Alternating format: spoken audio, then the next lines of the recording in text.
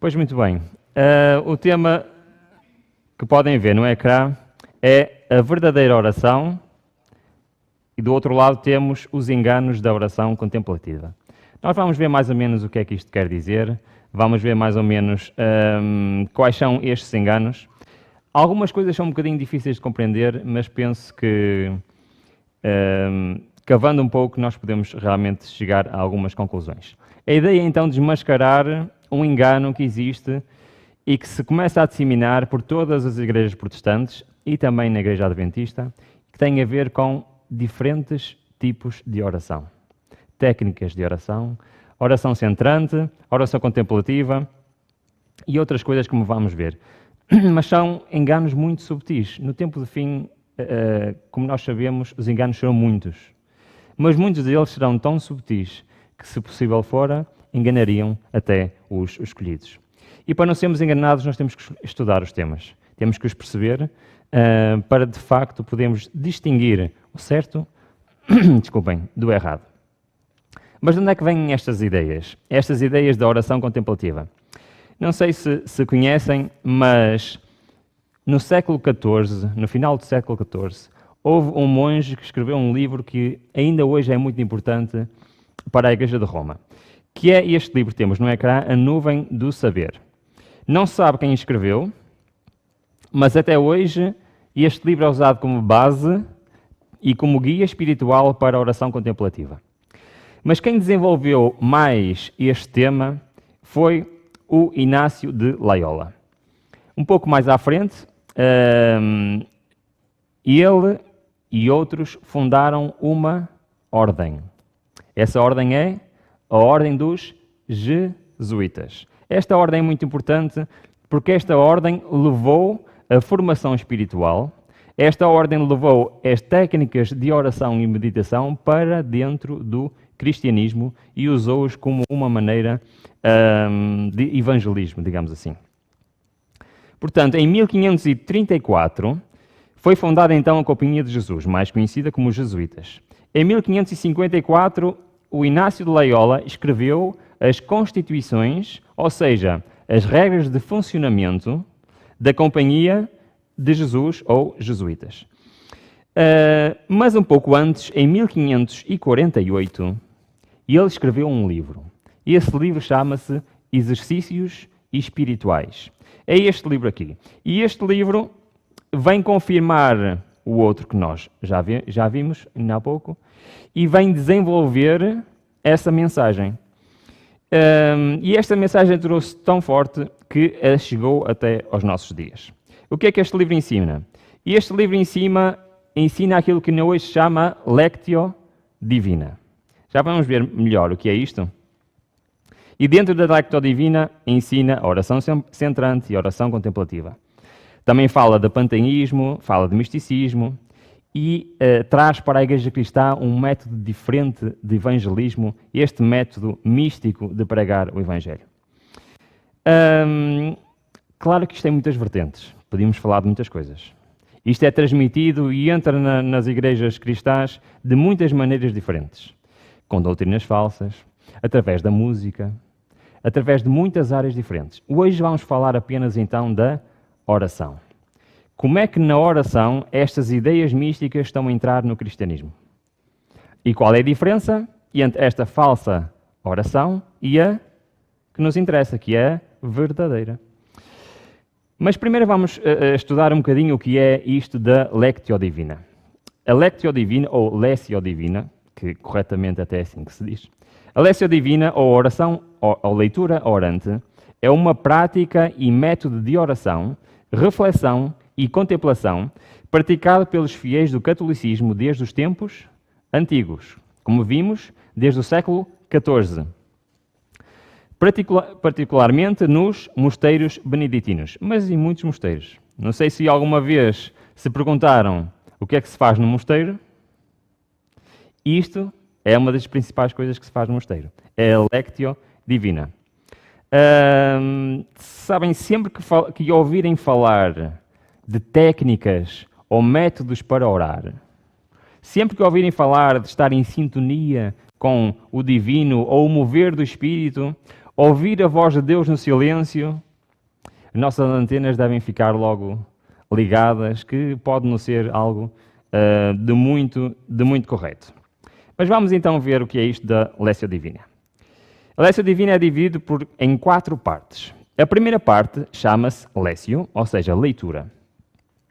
Toma-se um texto, normalmente são usados textos do Novo Testamento, e faz a leitura lenta e cuidadosa desse texto. Não tanto com o objetivo de fazer uma exegese bíblica, ou seja, o objetivo não é perceber o que é que o texto diz. Estão a perceber? Ler o texto, mas o objetivo não é perceber o que é que o texto quer dizer, mas sim o de escutar o que Deus transmite ao leitor. Pode-se repetir a leitura quantas vezes for preciso, até que se sinta tocado. Ou seja, pegamos num texto, especialmente do Novo Testamento, ler o texto, não para perceber o que é que o texto nos quer dizer, mas até sentimos alguma coisa. E depois passamos para a segunda parte. A segunda parte, a meditação. Medita-se sobre o que acabamos de ler. Busca-se perceber o que é que Deus fala àquele que lê. Não é mais uma leitura, mas uma escuta. Depois temos a terceira fase, que é a oração. Na oração responde-se a Deus que antes falou. Ou seja, a leitura, segundo esta técnica, é Deus a falar. Depois há a meditação e, na terceira parte, há uma resposta a Deus. E essa resposta pode ser baseada no texto ou noutras técnicas que vamos ver ainda mais para a frente. Pode ser de qualquer coisa. Pode ser alguma experiência que vivemos naquele dia, alguma coisa que vimos. Portanto, falar com Deus como ele se fosse o nosso amigo, o nosso colega, e dizer o que é que se passou, o que é que vimos de televisão, o que é que se passou com a vizinha, qualquer coisa. Portanto, alguma história pessoal de cada um no momento. O que nos vier à mente podemos então falar. Reparem que o intuito desta oração não é pedir a Deus para mudar alguma coisa. O intuito não é fazer um agradecimento, não é louvar a Deus, não é interceder por alguém, não é pedir nada. É simplesmente falar. Falar qualquer coisa. E na quarta etapa é então a contemplação. Tudo isto da Lectio Divina tem como objetivo chegar a esta parte. E a contemplação é o que é? Já não há mais necessidade de palavras. O orante, ou leitor, tomou contacto com o texto escrito, ou até diante da natureza, de um facto da vida, não precisa ser o texto escrito, pode ser outra coisa qualquer. E leu, escutou a voz que fala em seu coração, responde a essa palavra, escrita ou não. E no último estágio, na contemplação, cala-se, adora, entrega-se numa adoração muda e silenciosa. A oração centrante é uma modalidade da oração contemplativa que se enquadra neste quarto estágio da Lectio Divina. Então, qual é o objetivo? O objetivo é quem está a fazer esta técnica chegar a esta parte e estar o quê? Com o seu cérebro desligado. Estar em silêncio. E isto envolve muitas coisas. Isto faz uma diferença muito grande. Todos os 3 primeiros passos, a única coisa que servem é para preparar a pessoa para este último estágio. Mas para percebermos isto melhor, vamos ouvir diretamente deles como é que isto se processa. Na resposta católica de hoje, gostaríamos de responder a Daniela, que me pede para explicar algo a respeito da Lectio Divina. O que é a Lectio Divina? A Lectio Divina é uma forma tradicional da Igreja de ler as Sagradas Escrituras.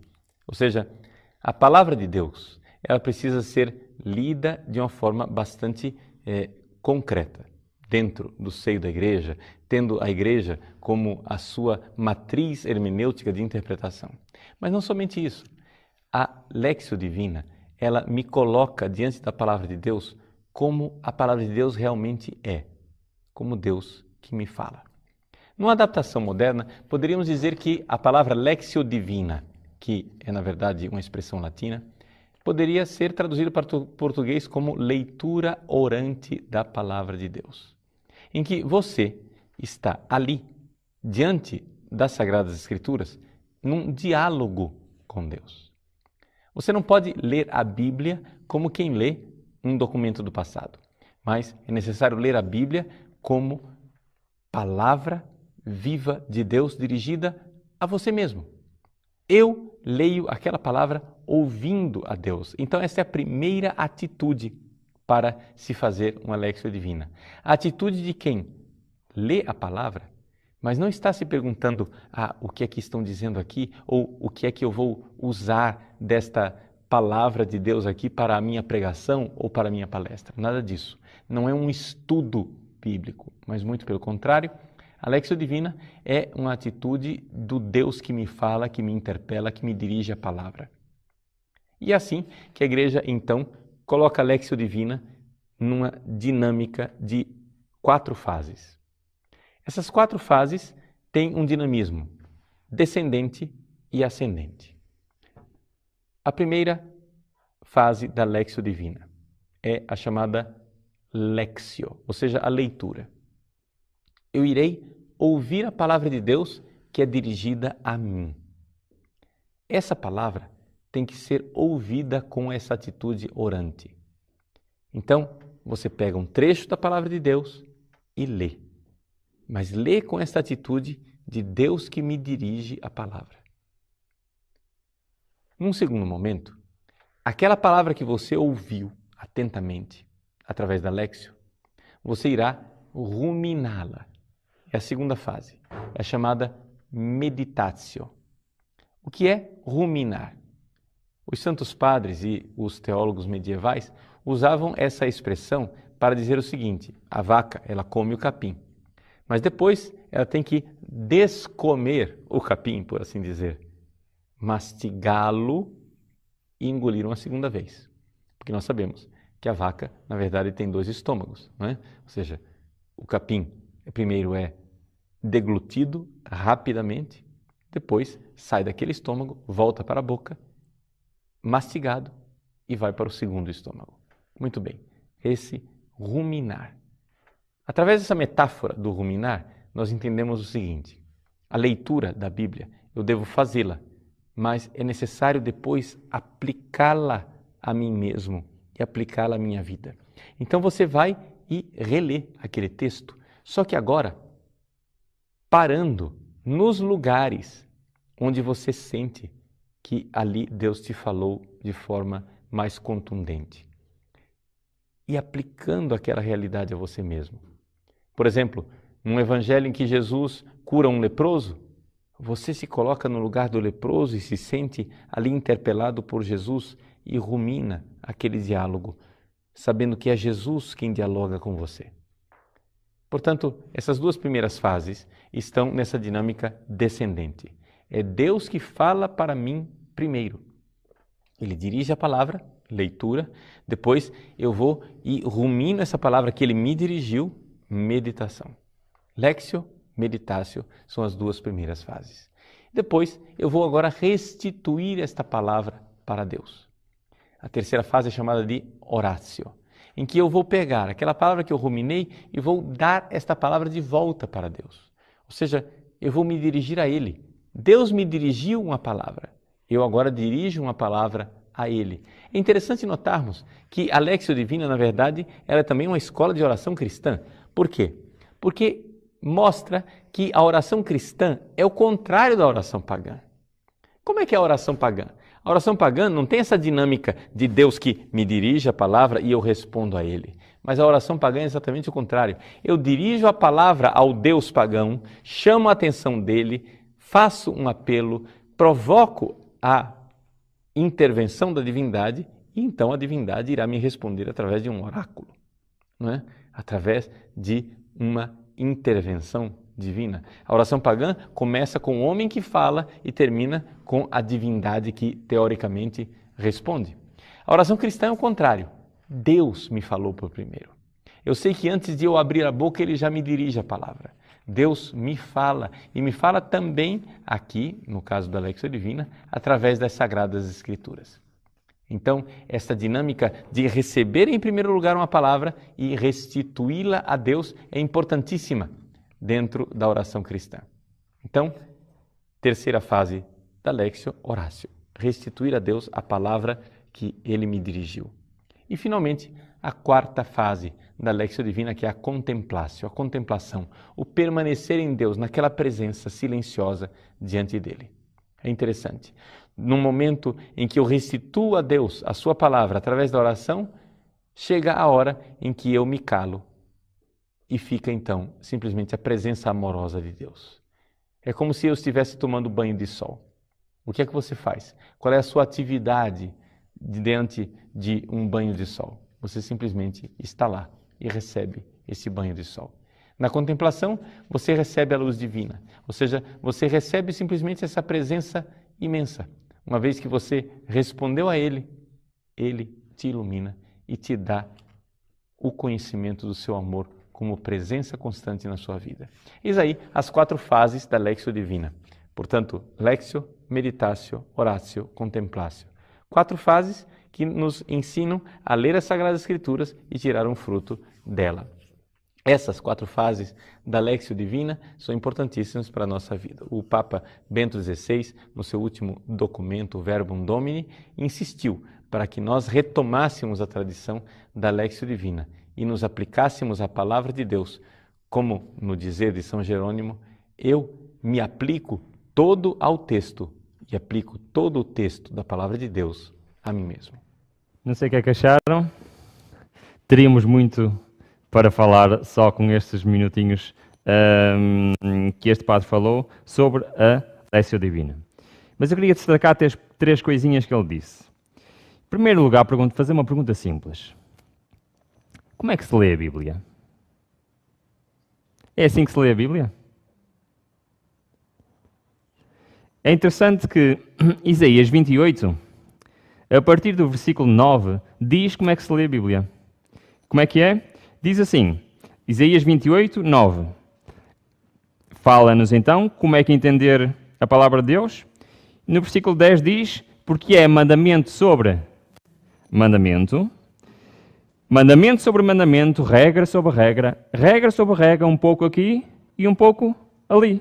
Versículo 13 diz exatamente igual. Assim como a palavra do Senhor lhes será por mandamento sobre mandamento. Mandamento sobre mandamento, repete de novo. Regra sobre regra sobre um pouco aqui, um pouco ali. Para que vão e caiam para trás, e se quebrantem e se enlacem e sejam presos. Ouvi, pois, a voz do Senhor. É assim que se ouve a voz do Senhor. Como é que é? É pegando na palavra de Deus e fazendo o quê? Ler um bocado de um texto, repeti-lo várias vezes. É isso? Como é que diz? É um pouco aqui, um pouco ali. Comparando o quê? Um texto com o outro. É assim que se estuda, é assim que se lê a Bíblia, é assim que se consulta a palavra do Senhor. Podemos pegar num tema, ver todos os versículos sobre esse tema e ficarmos então elucidados em relação ao tema, tendo em atenção o que é que diz a palavra do Senhor. Não é simplesmente ler sem querer saber o que é que está escrito. O que é que se adianta? Para isso lia-se outra coisa qualquer. Mas é de facto assim que se estuda, é um estudo racional. Reparem que ele também falou em algo interessante. Falou que na oração pagã, segundo o que ele diz, o que é que acontece? A oração serve para pedir alguma coisa a Deus e depois Deus faz a sua intervenção. Isso é uma oração pagã? É interessante que em Lucas 11, versículo 4, o que é que diz? Pedi e dar-se-vos-á. Então, se é o próprio Deus que diz para a gente pedir, para Ele poder intervir, então obviamente que isto não é uma oração pagã. É interessante que ele diz muitas coisas, mas onde é que está escrito estas instruções que ele disse? Está escrito nos livros místicos, não está escrito na palavra do Senhor. E por fim ele diz que no silêncio Deus responde. Será que Deus fala mesmo no silêncio? Sabem que já há muitos anos atrás, na minha igreja, houve uma pregação em que o pregador disse assim: quando se ora, no final devemos ficar em silêncio a aguardar a resposta de Deus. Já uma vez ouviram isto? Notam alguma semelhança? Eu já ouvi isto na minha igreja. Aonde é que temos uma instrução que diz que devemos estar em silêncio a receber a resposta de Deus? Em lado nenhum, certo? Toda a nossa comunicação com Deus é uma comunicação racional. E de facto, nós daqui a bocadinho vamos ver para que é que serve então este silêncio. E também vamos ver mais à frente como é que Deus realmente comunica connosco. Mas como ele dizia, já na altura que ele fez a gravação, o Papa de então aconselhava a Lectio Divina, o Papa atual aconselha exatamente o mesmo. O Papa Francisco explica como se faz a oração de contemplação. O Papa pediu que deixemos um pouco de lado as novelas e as fofocas para ter mais tempo para dialogar com o Senhor. Mas dialogar como? Através deste tipo de oração de contemplação. É interessante que existem várias técnicas para chegar aqui. Nós vamos ver só uma antes de avançarmos para a verdadeira oração. Mas antes queria partilhar convosco esta fonte católica que diz assim: comumente nós, fiéis católicos, utilizamos de formas de oração, como o Pai Nosso, os Salmos, Santo Rosário, as orações e os cânticos litúrgicos. Estas são formas de oração vocal, bem conhecida a todos, até dos não cristãos, e que pode ser feita também de um modo espontâneo, com louvores, ações de graça e súplicas. Outras vezes, porém, podemos falar com Deus em silêncio. Apenas em nossos pensamentos e no enlevo dos nossos corações, sem formas fixas e sem palavra pronunciada. Esta é uma oração mental ou contemplação. A outra forma também utilizada no meio católico, é a oração centrante. Vou muito rapidamente só falar o que é isto. Temos aqui estes três senhores que pertencem à ordem terapista, que é uma das ordens católicas, e que, baseadas naquele primeiro livro que nós vimos, A Nuvem de Não Saber, mostraram 3 passos para chegar à oração centrante. E já vão ver que é uma técnica diferente, mas a finalidade é a mesma, exatamente a mesma. E eles dizem então, a oração centrante: sente-se quieto e relaxado, coluna ereta, use uma cadeira ou um banquinho de meditar, ou sente-se na posição do Buda, que é a posição normal de meditação. Isto vai começar a parecer com outras coisas.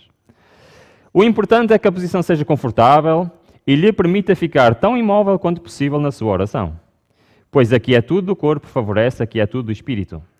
Primeiro passo: tranquilize-se na fé e no amor a Deus, o qual habita no centro do seu ser.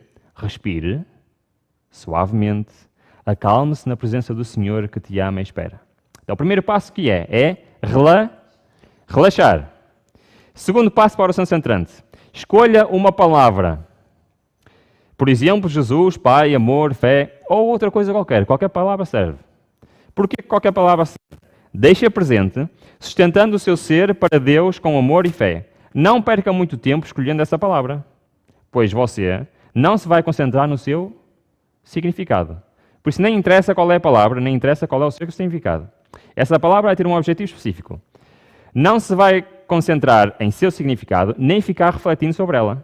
Ela te servirá como âncora para te segurar na presença do Senhor. Pode usar essa pequena oração para iniciar todas as vezes. Ou seja, pega-se numa palavra ou numa pequena frase e o que é que se vai fazer? Vai-se repetir. Repetir. Ok? Portanto, isto vai fazer a vez do segundo e terceiro passo da Lectio Divina. Vai levar a pessoa para um estado de consciência diferente. E qual é o terceiro e último passo? A cada vez que você percebe sua mente vagando, ela adora fazer isso, simplesmente retorne suavemente à presença do Senhor, repetindo mentalmente a tal palavra. Isto é, cada vez que percebe que sua atenção está em alguma coisa, seja isso pensamentos, emoções, barulhos ou sensações, retorne muito suavemente, sem se culpar, condenar ou criticar, à sua palavra sagrada. O que é que isto faz? Faz com que a pessoa se concentre simplesmente naquela palavra. Todos os pensamentos que venham à nossa mente têm que ser postos de lado. Isto vai fazer um esvaziamento da nossa mente e vamos ficar concentrados apenas naquela palavra. A oração centrante também resulta se nos concentrarmos num objeto. Não precisa ser numa palavra, pode ser num objeto. É outra técnica também. O que é que isto vai fazer então? Símbolo de sua intenção e consentimento à ação e presença de Deus em sua vida. O importante nesta oração é o quê? É o nosso ser desnudado, calado, quieto, diante do ser que habita o nosso ser. Nesse momento somos para Deus apenas. Não dizemos nada, não pedimos nada nesta oração. Certo? Nada. É mais uma vez o silêncio. É interessante que, ao lermos esta descrição, rapidamente percebemos que existem muitas coisas semelhantes. Já uma vez viram coisas semelhantes, sem ser na Igreja de Roma? O que é que acham? Já viram coisas semelhantes? Por exemplo, na técnicas orientais de meditação, yoga, etc. É semelhante ou não é? O objetivo é exatamente o mesmo. Também muitas religiões usam rezas repetidas, em que estão sempre a repetir a mesma coisa, o objetivo é exatamente o mesmo. Mas isto já é algo muito antigo. Não sei se alguma vez viram, mas até as tribos que vivem na selva, o que é que eles fazem? À volta de uma fogueira, com os tambores a tocarem, o que é que eles fazem? E entram em transe. É exatamente a mesma coisa. O objetivo de tudo isto é levar a nossa consciência a quê? A uma consciência alterada. Um estado de consciência alterada. Algo que se diz que é uma ciência, por exemplo, a hipnose clínica. O que é a hipnose clínica? É exatamente o mesmo. É outro método para chegar a este tipo de consequência. Alterações de consciência é aquilo que Satanás quer que nós façamos. Ele quer modificar a nossa consciência. Ele quer interferir com o nosso lobo frontal. Por isso, as drogas, por isso, o álcool, por isso, luzes psicodélicas, todas essas coisas influenciam a nossa mente. E ele quer realmente que as pessoas tenham este tipo de comportamentos para poder mexer com a nossa mente. Mas porquê que ele quer então incutir tudo isto na nossa mente? Para que é que servem estas técnicas? Está escrito: o que se intitula de manifestações espiritualistas, tudo isto que nós estamos a falar. Aqui está um meio que lhe é inteiramente dedicado e sob o seu controle. E Satanás pode fazer o mundo crer o que quiser. O livro que deve julgá-lo e os seus seguidores ele pôs na sombra, onde bem queria. Qual é o objetivo aqui, então? Qual é o objetivo? Porquê é que temos tudo isto hoje a entrar no mundo cristão? Técnicas de oração, todas as pessoas a consumir produtos que alteram a sua mente. Porquê é que temos toda esta intenção de Satanás? Aqui está. Porque isto é o meio que Satanás pode fazer para quê? Para influenciar a mente das pessoas. Alguém aqui gostaria de ter a sua mente influenciada por Satanás? Gostavam de ter a mente influenciada por Satanás? Então nós temos de saber como é que as coisas funcionam. E especialmente perto do encerramento do tempo da graça, a mente de milhares tem sido assim envenenada. Quando é o fim do tempo da graça? Quando é? É no futuro próximo. Vivemos no tempo do fim ou não vivemos? Sim? Então, o que é que nos está profetizado? Que nessa altura a mente de milhares será envenenada. E de facto, todas estas técnicas servem um propósito. É abrir portas à influência de Satanás. Mas os ministros que levam a última mensagem de misericórdia aos homens caídos precisam não proferir palavras impensadas e também precisam não abrir portas pelas quais Satanás encontra acesso à mente humana. O nosso culto é um culto racional. E é só dessa maneira que nós conseguimos entender a palavra de Deus. Se nós estamos a fazer técnicas que vão desligar a nossa mente, quem é que pode influenciar? É Satanás que pode influenciar. Deus nos livre, a vós, e a qualquer mortal de aprender ou ensinar tal ciência. Separai de vós tudo quanto tenha sabor de hipnotismo, a ciência pela qual os instrumentos satânicos operam.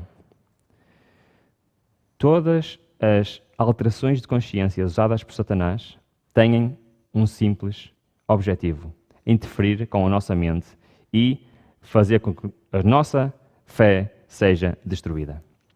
O inimigo das almas deseja estrovar esta obra, e antes que chegue o tempo para tal movimento, esforçar-se-á para impedi-la, introduzindo uma contrafação. Tudo o que nós temos que nos aproxima de Deus, que serve para nos relacionarmos com Deus, no tempo do fim, Satanás vai fazer o quê? Uma contrafação. Nós já vimos a contrafação da oração. E agora vamos ver a verdadeira oração. Aquilo que realmente que Deus quer que nós façamos sobre a oração. Mas muitas vezes nós perguntamos, e eu já me perguntei isto também, para que é que serve os escritos do Espírito de Profecia? Alguma vez pensaram nisso? Para que é que serve? Qual é o objetivo? Já pensaram? Estas mensagens foram representadas como quê? Como uma âncora para o povo de Deus. Aqueles que as compreenderem e receberem serão preservados de serem varridos pelos muitos enganos de Satanás. No tempo de fim vamos ter muitos enganos. Um deles na oração. Se nós queremos descobrir então esses enganos, onde é que nós temos que ir? Ao Espírito de Profecia. Então a primeira pergunta é: se quem pratica aquelas técnicas diz que o faz para ouvir a voz de Deus no silêncio, qual é a versão correta? Como é que nós podemos, na realidade, ouvir a voz de Deus? Como é que podemos? Se nós abrimos a Bíblia e formos a Números capítulo 12, tem um versículo, que é o versículo 6, que diz-nos o seguinte: ouvi agora as minhas palavras. Se entre vós houver um profeta, e eu, Senhor, em visão, a ele me farei conhecer, ou em sonhos falarei com ele. Como é que Deus comunica com os profetas? Sonhos ou visões? Mas eu não sou profeta. Então como é que ele comunica comigo? Como é que posso eu ouvir a voz do Senhor? Creio eu na Bíblia? Sim. Porque achei que ela é a voz de Deus falando à minha alma. A Bíblia é a voz de Deus a falar-nos, tão seguramente como se pudéssemos ouvir com os nossos ouvidos. Portanto, não é no silêncio que nós vamos ouvir a voz de Deus. Onde é que é? Estudando a palavra do Senhor. Estudar a palavra do Senhor é exatamente igual como se Ele estivesse aqui ao nosso lado a falar para nós. No silêncio, não vamos ouvir a palavra do Senhor. É estudando a sua palavra. Mas temos mais uma maneira de ouvir a palavra do Senhor. Sabem qual é? Quando a mesma é pregada. Quando a palavra é exposta, vocês devem lembrar-se que é a voz de Deus que lhe está falando por meio do seu servo. E mais, ainda temos mais uma maneira. Sabem qual é essa maneira? A voz do dever é a voz de Deus. Um guia interior enviado do céu. E não devemos brincar com o Senhor sobre esse assunto. Quando alguém se recusa a dar ouvidos aos convites, reprovações e advertências do Espírito de Deus, sua consciência se torna cauterizada. E da próxima vez, quando for aconselhado, será muito mais difícil atender do que antes. E assim, sucessivamente, a cada repetição. A consciência é a voz de Deus. Ouvida em meio ao conflito das paixões humanas, quando resistida, o Espírito de Deus é entristecido. Temos mais uma maneira de Deus nos falar. Qual é? Não é numa oração silenciosa, não é numa técnica mística, é como? É quando nós estamos a fazer uma coisa que não devemos. E o que é que nós temos na nossa mente a dizer? Quando nós estamos a fazer algo que sabemos que é errado, o que é que nós temos na nossa consciência a dizer? Ruben, sabes muito bem que não deves fazer isso. Isso é a voz do Senhor a falar ao nosso coração. Não é preciso nenhuma técnica de relacionamento com Deus. Não é preciso nada de místico para Deus nos falar, mas é através da sua palavra, através da exposição da sua palavra e através da voz da nossa consciência. Então haverá silêncio no coração e a voz de Deus pode ser ouvida. O que é que isto quer dizer? Quer dizer que o Espírito Santo contende com todo o homem. É a voz de Deus falando ao coração. Quando nós temos uma luta espiritual em nós, é que nós queremos fazer uma coisa. A nossa consciência diz não, é assim. Isso é a voz de Deus a falar ao nosso coração. Mas se temos outro tipo de voz a falar a nós, que não seja por estes 3 métodos que agora falamos, se nós ouvimos a voz de Deus através da hipnose, meditação, oração centrante, Lectio Divina, que voz é essa que nós estamos a ouvir? Deus não trabalha com eles em seus projetos. E a voz que agora têm na causa de Deus é quem? Não é a voz de Deus. As únicas maneiras de nós ouvirmos a voz de Deus é com a Bíblia, com a pregação da sua palavra e com a voz da nossa consciência. Portanto, então, qual é a verdadeira oração? Este livro é um livro extraordinário, um livro de espírito de profecia que se chama-se Prayer. Neste livro nós podemos achar tudo sobre a oração. Infelizmente este livro não está traduzido para português, mas porque é uma compilação de vários escritos, mas eu trouxe resumidamente as partes mais importantes. E vamos passar os próximos minutos então a ver o que é a verdadeira oração. Como devemos orar, ou onde devemos orar, de que maneira devemos orar, e vamos ver para podermos comparar com o que vimos que é de facto a maneira errada. Poucos há que apreciam ou aproveitam devidamente o precioso privilégio da oração. Devemos ir a Jesus e contar-lhes todas as coisas. O que vimos na televisão, o que se passou com um colega, a revista que lemos, o que lemos no jornal, é isso? Todas as coisas? Não. O que é que diz? Todas as nossas necessidades. Podemos levar-lhe nossos pequenos cuidados e perplexidades, da mesma maneira que as maiores aflições, seja o que for que surja para nos perturbar ou afligir, devemos levar ao Senhor em oração. O que é que devemos levar ao Senhor? O que é que devemos falar nas nossas orações? É coisas banais? Não. É os nossos pedidos, os nossos agradecimentos, os nossos louvores a Deus. Isso é o que devemos levar na oração. Oração é o abrir do coração a Deus como um amigo, mas não como um colega. Sabem qual é a diferença? Qual é a diferença entre um amigo e um colega? Partilhamos coisas íntimas com os colegas? Partilhamos nossos problemas sérios com os colegas? Não. Mas falamos de quê? De coisas? Coisas banais, coisas normais. Sabem que, de facto, Deus é um amigo para nós. Mas nós não nos podemos esquecer que Ele é Deus. Não que seja necessário para Deus saiba quem somos, mas para nos habilitar a receber-nos. A oração não faz Deus descer até nós, mas eleva-nos até Ele. As coisas banais deste mundo não são para as nossas orações. Quando esteve na terra, Jesus ensinou os seus discípulos a orar. E Ele os instruiu a apresentar as suas necessidades diárias perante Deus. E a lançar sobre eles o quê? Tudo o que se passa no dia a dia. É isso?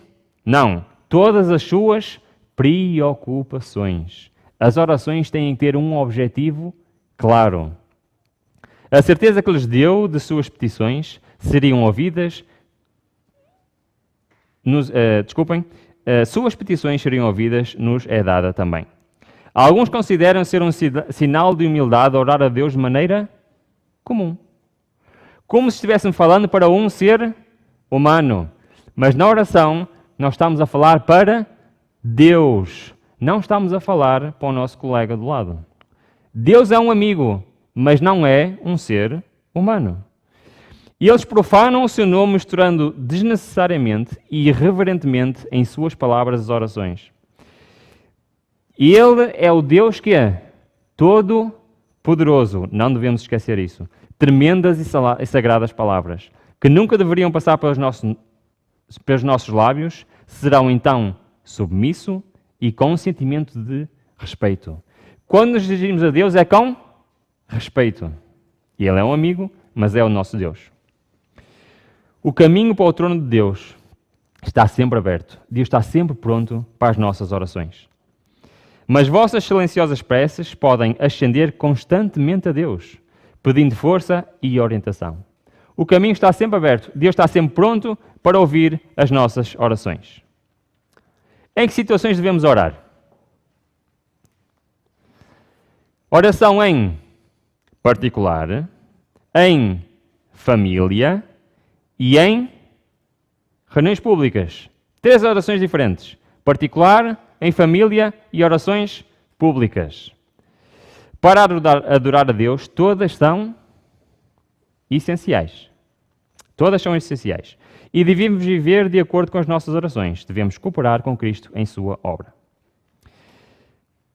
Vamos ver rapidamente pontos importantes de cada uma destas orações antes de terminarmos. O culto familiar não deve ser governado pelas circunstâncias. Não deveis orar ocasionalmente. E quando tendes um grande dia de trabalho à vossa frente, negligenciar a oração. Assim fazendo, levais os filhos a considerar a oração sem importância especial. Muito significa a oração para os filhos de Deus. E as ofertas de gratidão devem ascender diante de Deus quando? De manhã e à tarde. Culto familiar deve ser o quê?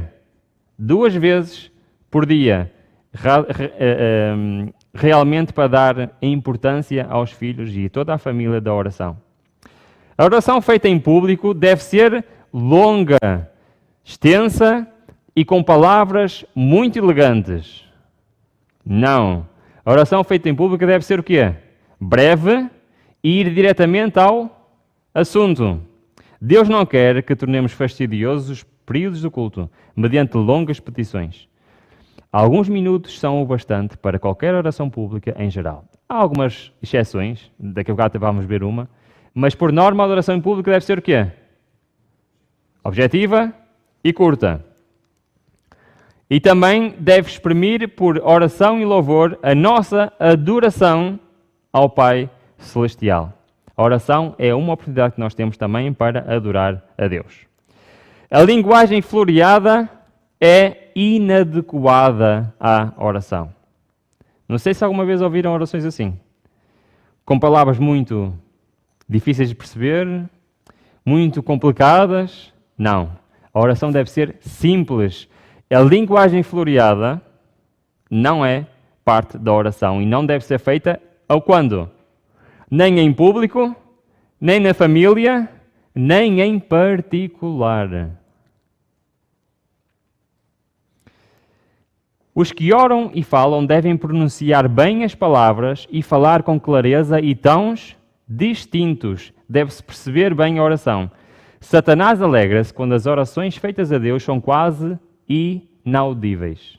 Ele gosta tanto disto, que agora inventou técnicas para nem sequer se ouvir absolutamente nada.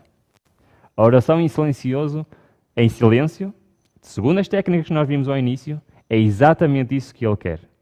Deixar completamente se ouvir. Os testemunhos dados e as orações feitas devem ser o quê? Claros e distintos. Há lugar para oração em silêncio aqui? Não há lugar para oração em silêncio. Parece que a ideia de que os crentes orarem com os olhos abertos, como se olhassem para o céu, é uma das mentiras baratas de Satanás. Como é que se deve de orar?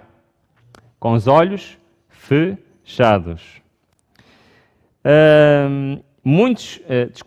Pensam alguns que não é direito procurar observar ordem no culto de Deus. Ou seja, balbúrdia pode perfeitamente fazer parte da adoração, da oração, mas tenho visto que a confusão lhe desagrada e que deve haver ordem no orar e também no cantar. Como é que nos movimentos carismáticos encaixamos isto? Não encaixamos. Não encaixamos. Em nada na casa de Deus, nem na oração, nem no cantar, deve de haver confusão ou balbúrdia. Claro que a oração familiar ou pública são muito importantes, mas não basta. E a oração mais importante, sabem qual é? É a oração particular. Aquela que nós devemos fazer no nosso canto, sozinhos e em silêncio com Deus. De facto, essa oração secreta é ouvida somente pelo Deus que ouve. Nenhum ouvido curioso deve inteirar-se de tais petições. Na oração secreta, a mente está livre das influências ambientais e da agitação. Calmamente, mas com fervor, buscará a Deus. A oração secreta é frequentemente desvirtuada e seus suaves propósitos perdidos pela oração em voz alta. Orai em vosso aposento particular, e enquanto seguis vossos afazeres diários, e levai muitas vezes a oração a Deus. Já alguma vez se perguntaram o que é que quer dizer quando a Bíblia diz Enoque andou? Sabem o que é que isso quer dizer? É que Enoque estava sempre em oração. Era assim que Enoque andava com Deus. Estas orações silenciosas sobem para o trono da graça, qual precioso incenso. Satanás não pode vencer aquele cujo coração, deste modo, se firma em Deus. Estas orações particulares não são só as orações que estamos sozinhos no nosso quarto a orar. Também, no nosso dia-a-dia, muitas vezes podemos elevar preces ao Senhor. Não há tempo nem lugares impróprios para erguer uma prece. Não há que nos possa impedir de alçar o coração no espírito de uma oração sincera. E ante as turbas de transeuntes na rua, em meio de uma transação comercial, podemos elevar a Deus um pedido rogando a direção divina. Onde quer que nos encontremos, podemos entreter comunhão íntima com Deus. O que é que isto quer dizer? Isto quer dizer que no nosso dia-a-dia, por vezes estamos em situações que não dá, olha, espera um bocadinho, eu vou ao meu quarto e vou orar. Certo? O que é que diz o texto? Numa transação comercial, no dia-a-dia, em qualquer coisa que nós estejamos para fazer, de repente, será que eu estou a fazer certo? E aí, nesse momento, podemos elevar uma prece ao Senhor em silêncio, para rogar o quê? Que Ele nos ajude. Sabem que isso aconteceu na Bíblia. E em Neemias capítulo 2 temos um exemplo claro disto acontecer. Neemias estava perante o rei e o rei disse: por que é que estás tão triste? No capítulo 4, depois o rei me disse: que me pedes agora? E Neemias não sabia o que havia de responder. Então Neemias disse: então orei ao Senhor dos céus. Algumas traduções dizem: rapidamente fiz uma prece a Deus. Porquê? Porque ele estava a falar com o rei e tinha que lhe dar uma resposta. E ele não tinha tempo a dizer ao rei: olha, espera aí que eu venho já. E então ele respondeu ao rei. Realmente isto é uma maneira que nós podemos rapidamente estar em contato com o Senhor no nosso dia-a-dia, em qualquer situação que nós podemos, de facto, como lemos ao bocado, a porta está sempre aberta para as nossas preces ao Senhor. Para terminarmos, vamos ver apenas mais 2 ou 3 aspectos. E este é muito importante. Consagrai-vos a Deus pela manhã, fazei disso a vossa primeira tarefa. A vossa oração, esta é uma questão diária. Cada manhã consagrai-vos a Deus para esse dia. Primeira coisa que devemos fazer no nosso dia é o quê? Lavar os dentes? Comer? Não. Consagrar-nos ao Senhor. Ao se levantar pela manhã, essa é realmente a altura. Sabem que isto é um aspecto muito interessante. Este texto diz assim: se assim for, os anjos anotam as nossas orações. E se as mesmas não forem fingidas, ou seja, se forem sinceras, quando estivermos em risco de errar inconscientemente ou de exercer influência a outros para eles errarem, o mesmo anjo pode nos influenciar para o bem. O anjo da guarda estará ao seu lado, impulsionando-os a seguir melhor direção, escolhendo as palavras para proferirem e influenciando as ações. Isto é muito interessante. E a oração tem muito poder, contudo, nós oramos tão pouco. Temos um privilégio, a oração é um privilégio. E sabem que os anjos espantam-se porque é que nós não estamos constantemente em oração. A oração diária é tão essencial para o crescimento na graça e mesmo à própria vida espiritual, como é o quê? O nosso alimento físico. Sabem que no nosso dia a dia nós temos tendência para fazer das nossas orações o quê? Orações formais, em que até temos já frases que já temos frases feitas e já serve para várias ocasiões. Há 2 espécies de oração: a oração de forma e a oração da fé. Repetição de frases feitas e rotineiras, quando o coração necessita de Deus, é uma oração formal. Devemos ser extremamente cuidadosos em nossas orações para proferirmos os desejos do coração e dizer somente o que pretendemos. Quando nós estamos a dizer uma frase feita, para Deus isso vale 0. Não vale nada. Porquê? Porque isso não está a vir de onde? Não está a vir do nosso coração. É simplesmente algo que nós... Isso tem o mesmo valor do que as vás repetições. Não passa de uma vá repetição. E como nós sabemos, não useis vás repetições quando estamos a orar. Qual é a posição para orar?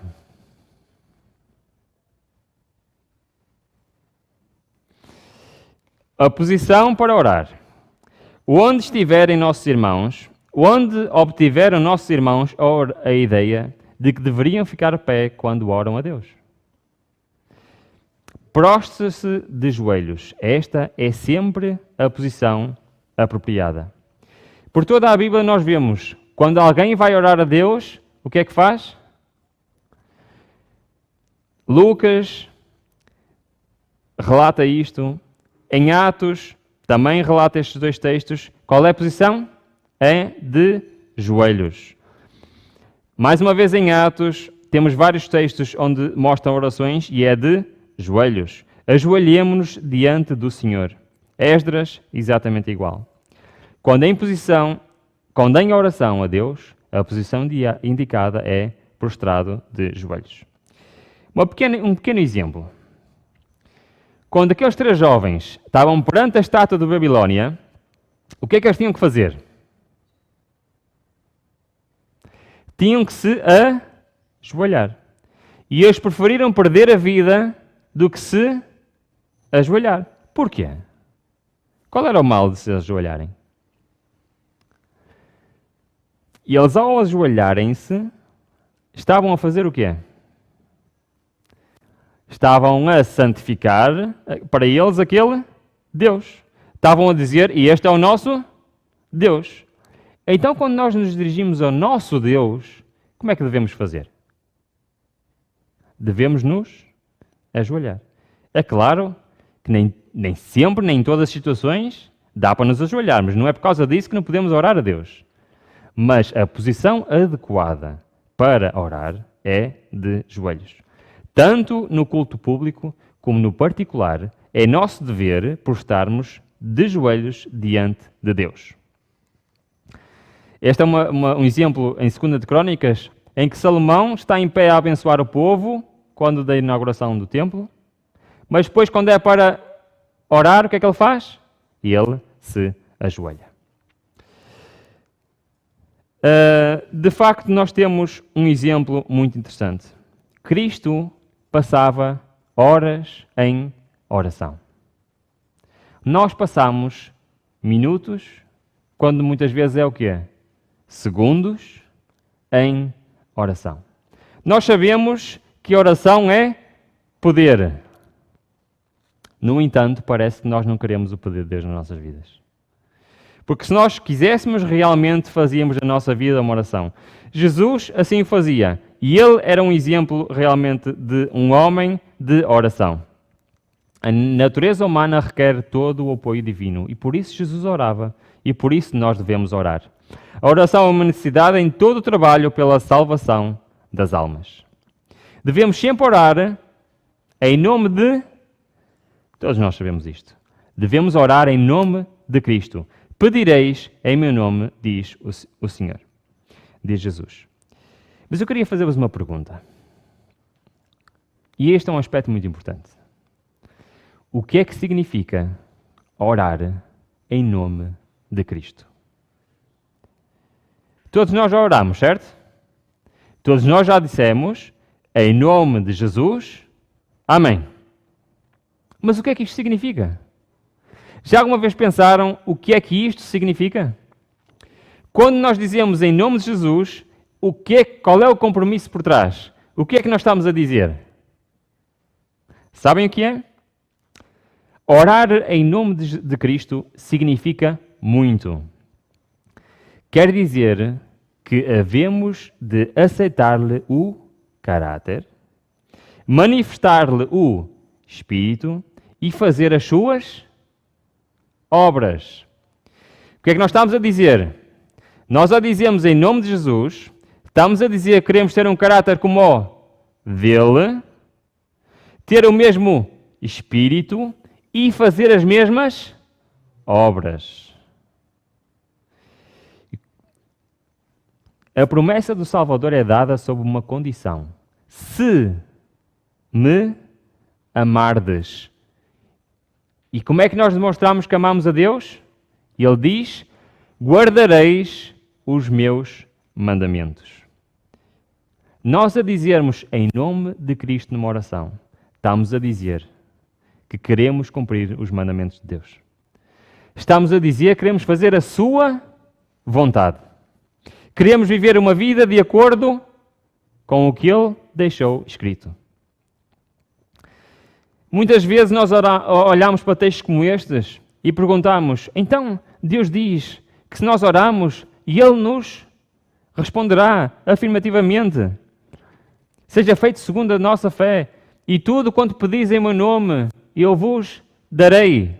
Então por que é que muitas vezes oramos e não obtemos resposta? Isso acontece muitas vezes porque não cumprimos a condição. Oremos com fé e nos asseguremos de que a nossa vida foi posta em harmonia com as nossas orações. A fim de podermos receber as bênçãos pelas quais oramos. Não deixemos que a nossa fé se enfraqueça, pois as bênçãos recebidas são proporcionais à fé demonstrada. Seja-vos feito segundo a vossa fé, e tudo quanto pedis em meu nome, querendo recebereis. Vamos orar e querer regozijar-nos. Cantaremos louvores a Deus por haver Ele respondido às nossas orações. Apeguemo-nos à sua palavra. Fiel é o que prometeu. Mas temos uma condição a cumprir. Como pode Deus ouvir se nós vivemos em pecado? Não pode. Se eu atender à iniquidade do meu coração, o Senhor não me ouvirá. A oração implica uma transformação. Implica nós vivemos de acordo com o Deus ao qual nós oramos. Implica fazer a sua vontade. A menos que façamos uma mudança completa, Deus não pode ouvir as nossas orações. Aqueles que apresentam suas petições a Deus, reivindicando sua promessa, enquanto não satisfazem as condições, ofendem a Deus. Apresentam o nome de Cristo como autoridade para o cumprimento da promessa, porém não fazem aquilo que demonstraria fé em Cristo e amor a Ele. Temos a promessa, sabemos que se pedirmos segundo a sua vontade, Ele nos ouve. Nossas petições não devem tomar a forma de uma ordem, e sim de uma intercessão, para que se cumpra o que dele suplicamos. E este é, penso que o último aspecto que eu tenho aqui, que é, para que é que nós oramos? Existe mais um motivo. Qual é esse? Devemos orar pelos outros. A oração de intercessão. Em lado nenhum nós vemos aqui espaço para orações silenciosas. O que é que nós fazemos numa oração silenciosa? Pedimos alguma coisa para nós? Pedimos alguma coisa para os outros? Não é parecido esta oração com a que aquele padre no início dizia que era uma oração pagã? Mas nós vemos que o que está escrito é que pedi e dar-se-vos-á. Portanto, tudo o que nos compete, quando oramos para os outros, é pedir-lhe que, por exemplo, no caso de um doente, restabeleça o doente em conformidade com a sua vontade. Nunca devemos pedir sendo uma ordem, mas sim que Deus faça a sua vontade. Quando pedimos por alguém que está em pecado, podemos orar pelos outros nesse sentido. Porém, quando pedimos livramento do pecado, é muito importante as nossas orações de intercessão. A nossa oração de intercessão pode fazer a diferença entre a salvação ou a perdição eterna de outra pessoa. Porque a nossa salvação permite o quê? Permite que Deus interfira na vida da outra pessoa. E por isso a oração de intercessão é muito importante na pregação do Evangelho.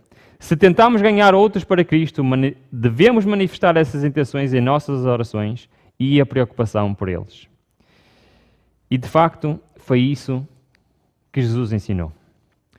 Jesus é o nosso exemplo. E quando ele passou nesta terra, além de ele ser exemplo de um homem de oração, ele também ensinou a orar. Ensinou que devíamos pedir ao Senhor sempre que nos sentimos numa situação de dúvida, de problema, sempre que algo nos aflige. Quando Jesus andou na terra, ensinou os seus discípulos como deveriam orar.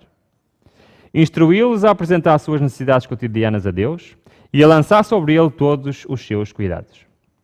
E eu queria recomendar a todos, sem exceção, a leitura de um livro. É este livro aqui, O Maior Discurso de Cristo. E este livro tem um capítulo, que é o capítulo 5. O capítulo 5 fala, sabem do quê? Daquilo que tipicamente se chama do Pai Nosso. Ou seja, chegaram a Cristo e perguntaram, ensina-nos a orar. E este capítulo, se nós o lermos, vai frase a frase percorrer o Pai Nosso e a explicar o que quer dizer cada frase. E neste capítulo nós realmente chegamos à conclusão que estas modernas técnicas de oração, estas modernas técnicas de meditação, nada têm a ver com a verdadeira oração. Nós podemos dizer que existe uma técnica para nos pôr em comunhão, em contato com Cristo, em pôr em sintonia com o ser superior. Nada disso é válido. Nós já vimos a maneira correta de orar e este capítulo é extraordinário para quem quer saber. Falta-me um minuto para terminar. E eu queria exatamente terminar com estas palavras que Cristo proferiu.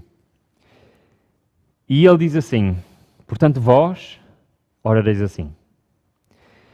Quando orares, dizei, Pai, santificado seja o teu nome. Deus é um Deus santo.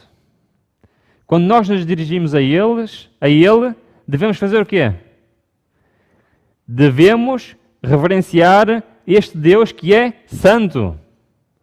Devemos tratá-lo como ele merece ser tratado. Venha o teu reino. Nas nossas orações nós devemos, de facto, desejar, e este é o centro da nossa fé, é desejar o quê? O reino de Deus, que Ele venha. Devemos manifestar realmente esse desejo nas nossas orações. Seja feita a tua vontade, assim na terra como no céu. O objetivo da oração é, de facto, aperfeiçoar o nosso caráter e pôr-nos em comunhão com o Deus verdadeiro e fazer a sua vontade. Porque nós não sabemos o dia da manhã. Nós nem sequer sabemos o que vamos estar a fazer daqui a 5 minutos. Não podemos ter a certeza. Não sabemos a que vamos estar. Nós não controlamos o nosso futuro. Mas se nós temos um Deus que tudo sabe, que sabe o futuro, sabe o que é melhor para nós, qual é a conclusão lógica e inteligente? É colocar a nossa vida nas suas mãos. E isso é feito através da oração. Mas sabem, as nossas orações também servem para nós pormos as nossas preocupações, para pormos os nossos fardos em Deus. Vinde a mim e eu vos aliviarei. E por isso, o pão nosso de cada dia nos dá hoje. Nós devemos depender totalmente de Deus para tudo. Até para as coisas mais simples. Até para o pão de cada dia. Porque tudo é de Deus. Em tudo dependemos dele. E de facto, as nossas preocupações diárias devem ser postas aos pés de Cristo. Mas sabem que nós não podemos ir ao trono da graça se estamos a viver uma vida de pecado. Para nós irmos ao trono da graça, nós temos que nos arrepender das nossas iniquidades. Temos que nos arrepender dos nossos pecados. Temos que transformar a nossa vida. E por isso ele diz, perdoa os nossos pecados, pois também nós perdoamos a qualquer que nos deve. Não podemos estar em comunhão com Deus se nós não estamos em comunhão com o nosso semelhante. Se eu não estou de bem com alguém, se eu não sei perdoar, o que é que acontece? Eu não recebo o perdão de Deus. E não nos deixes cair em tentação, mas livra-nos do mal. Uma coisa muito importante na oração é buscar força ao Senhor. Buscar força a Deus. Força para quê? Para não pecarmos. Para não cedermos às tentações de Satanás.